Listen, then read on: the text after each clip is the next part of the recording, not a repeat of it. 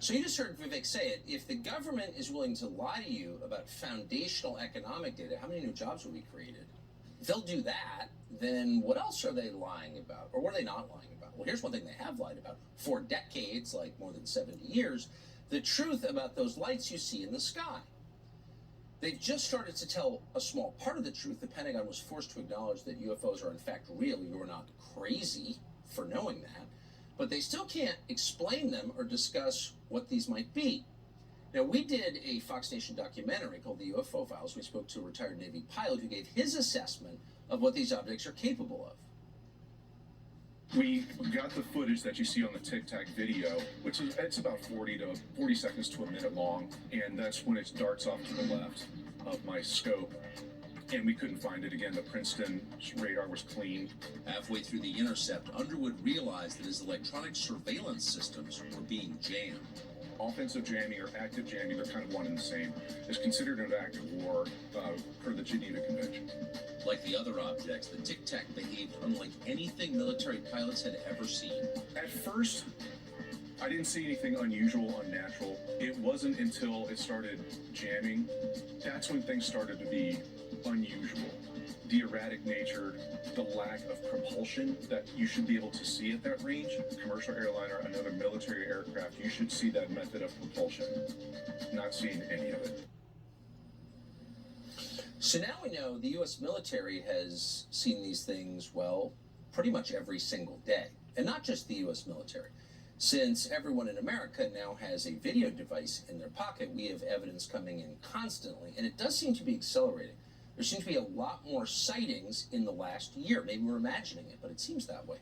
The latest series comes from multiple witnesses in rural Wisconsin. Just the other night, December 1st, several motorists and residents took video of what appeared to be UFOs, in some cases multiple UFOs, a cluster of 5 in a couple of cases, flying right above them. These objects were reported in West Bend, Wisconsin, Fredonia, Wisconsin, also in Howard, Wisconsin, more than 100 miles away from the first two places. The next day, December 2nd, Chris Nowak was in the car with his family and saw lights in the sky over a field in Greenfield, Wisconsin. Chris Nowak is the man who saw this. Ben Hansen is a UAP researcher. Chris and Ben join us tonight. Thank you both for coming on. Chris, first to you, where were you? Tell us what you saw. They put the video up there, but what was it like? Absolutely. So my wife and I were driving down I-43 going northbound. This was on December 2nd, right around 6:55, a little before 7 o'clock. And after we were driving down the expressway for about 2 miles, my wife noticed lights in the sky that basically would pulse through the sky in like a matter of a second. It would clear the entire sky from one horizon to the other. And it was very odd. And, at first we just didn't really know what it was. So we continued on our drive. We were going to go to Candy Cane Lane with our daughters, which is a holiday tradition for us. And we drove for 20 miles, and the entire 20 miles we continued to see these lights that would pulse through the sky incredibly fast. There would be like a 5 to 30 second delay in between, and then they'd either come back again the same direction, or they would come back the opposite direction. And it just seemed very odd. So at this point I wanted to capture some of this on video. And I thought it was incredibly odd, once again, that we had seen these for 20 miles. I just started ruling things out in my head of what that could be. So we got off at an exit in Greenfield, which is a more populated area, and pulled into a church parking lot and looked up in the southern sky, which was the direction we were seeing these while driving. And the only thing I noticed in the sky at that point was a bluish purple hue up in the sky. And I thought that was odd, and I wanted to capture something on video. My thought was to send it to a local meteorologist and show him exactly what we were seeing. So I took out my phone, set it to video mode, and just started recording, and nothing was happening. And of course I thought, well, this is great.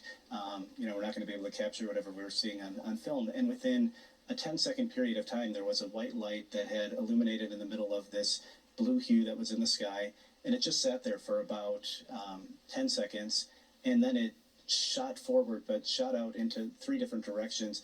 It almost reminded me of what you would see, when you go to like a Blue Angels performance or something like that, and the jets come at you and then flank out into different positions. And this happened for an incredible amount of time. It moved in different directions, clearing the horizon from side to side, front to back. There was no rhyme or reason to it. You know, I thought if it would be from a display or anything like that, or spotlights, you would definitely see some sort of a repeating pattern to this, and it was just completely erratic. We continued to watch it for 10 minutes and took videos on and off. Our daughters, unfortunately, were very excited to see the holiday lights that we were going to see, and started to go into meltdown mode. So we stalled them as long as we could, tell them that we were watching Santa in the sky. But it was absolutely incredible what we saw. And later on, what really piqued my interest even more so than what we saw is I wanted to figure out what this was. And as we dug deeper, I went onto Facebook and I basically just did a search for lights in the sky, and I sorted by most recent and wanted to see if anyone in our local communities had seen this. And I was astounded by what we found. There were folks all over the state, all over the country, that had seen very similar things on these 2 evenings. And so I started to just collect some of this. I actually started a Google Doc and wanted to collect what we had seen to try and get to the bottom of what exactly this was. And then compiled some of those videos and started a Facebook group just so that people could continue to share what we had seen. And from that point on, I feel like the rest is kind of history, because Ben Hansen reached out to us and was very interested in what we were seeing, and kind of worked to compile a lot of the different video evidence that we have. Well, it's amazing. And I want to get quickly to you, Ben. The Daily Mail had a story on this where they had a bunch of different sightings from Wisconsin on the 1st and 2nd of December. Mm-hmm. Has the government, has the Pentagon, has anyone tried to explain what these sightings might have been? Well, I think, Tucker, as you've covered before, one of the main problems here is we're all waiting for this UAP task force to come out with their new report, and they're just getting up to speed, but they don't have a mechanism for civilians really to make a report to a government agency or someone that's going to take this seriously. And it's left to private researchers such as us to do it. We don't have as many resources, but this is an incredible case. The 2 videos that I've been investigating and Chris, the next night, show objects that are coming down. We're actually seeing in front of the road, going up into the sky, and then streaking across, in less than a second, the whole horizon. And we've talked to so many experts at this point, searchlight companies, we got police and firefighters, everyone working with us to try and identify what they are. And the government is, at this point, really nowhere to be seen in helping us in this effort. Well, there may be a reason for that. I'm just guessing. I sure appreciate, Chris, your testimony, Ben, your expertise. Thank you both.